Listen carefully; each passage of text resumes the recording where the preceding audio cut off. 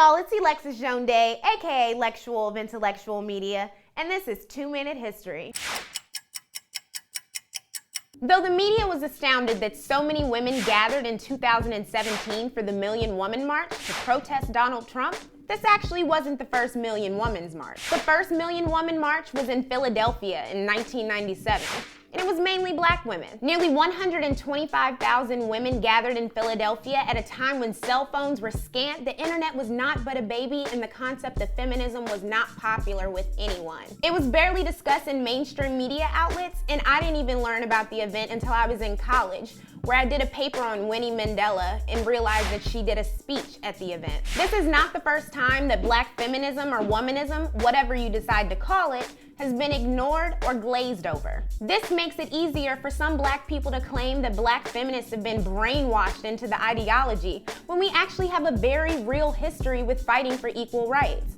In fact, black and white people alike neglect the early feminist activities of black women, particularly the club women of the late 19th and early 20th centuries, who emerged as an alternative to white clubs that didn't allow black women to join. Mainly composed of middle-class black women, groups like the National Association of Colored Women's Clubs did what they could to advance black people in a time where being a black woman meant overt social and political subjugation to both black and white men. One such woman was Ida B. Wells, who exposed the Southern lynching epidemic with 2 pamphlets released in 1892 and 1896. Ida was also the forerunner of 21st century feminists who were unwilling to stay silent on inequalities between the sexes or submit to expected gender roles. At age 24, she said, "I will not begin at this late day by doing what my soul abhors, sugaring men, weak, deceitful creatures, with flattery to retain them as escorts or to gratify a revenge." Ida, like the black women of the Million Woman March in 1997,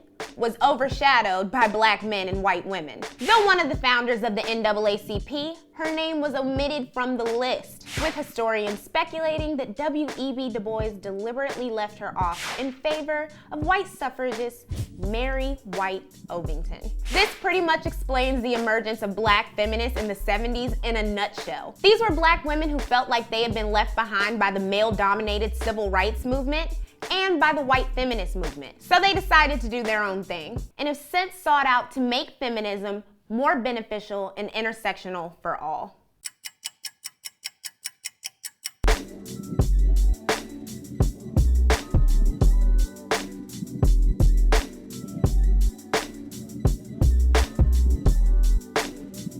Black and sexy, baby.